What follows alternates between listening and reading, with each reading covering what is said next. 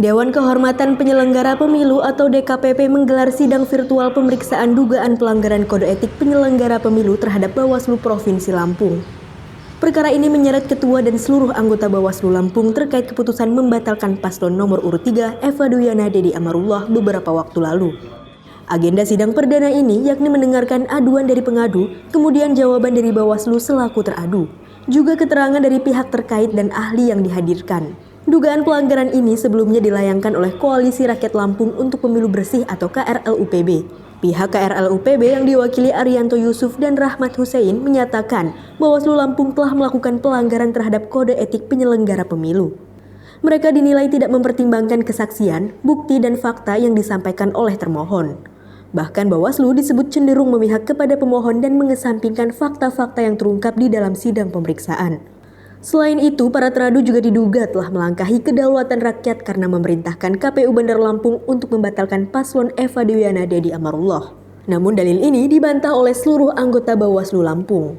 Ketua Bawaslu Provinsi Lampung, Fatihatul Khairiyah, menegaskan pihaknya sangat mempertimbangkan keterangan dari semua pihak yang telah diklarifikasi sebelum mengeluarkan putusan. Khairiyah juga mengungkapkan Bawaslu Lampung telah berkonsultasi dengan Bawaslu RI sebelum mengeluarkan putusan tersebut. Dalam laporan ini, pelanggaran TSM yang diduga dilakukan oleh Eva Duyana adalah membagikan bantuan beras bagi rakyat miskin yang terdampak COVID-19 dan bantuan untuk kelompok ibu PKK dari Pemkot Bandar Lampung.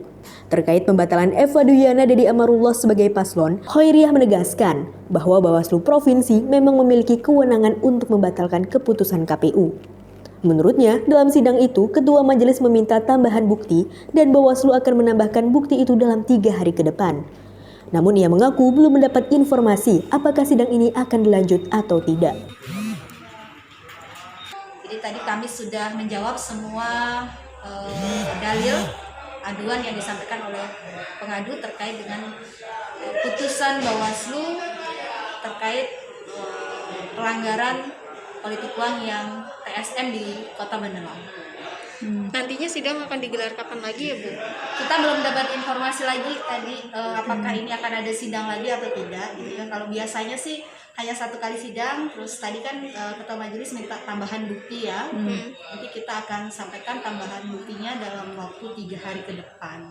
Tadi kan pengadu menyampaikan Bawaslu melakukan kebohongan dalam putusannya di beberapa kecamatan.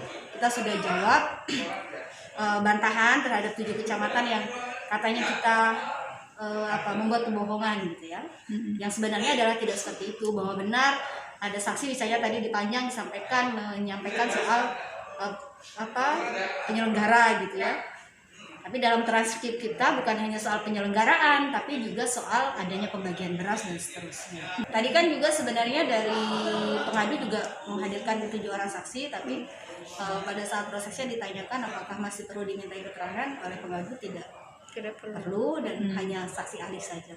Kira-kira dari kita bagaimana Bu? Optimis bakal ya, kami yakin bahwa kami melaksanakan putusan itu sesuai dengan kewenangan yang diberikan. Kami memutus sesuai dengan peraturan perundang-undangan. Jadi kami percaya bahwa Majelis DKPP juga pasti bisa menilai dan mempertimbangkan apa yang sudah menjadi tugas dan wewenang kita. Dari Bandar Lampung, Sri, Kupas TV melaporkan.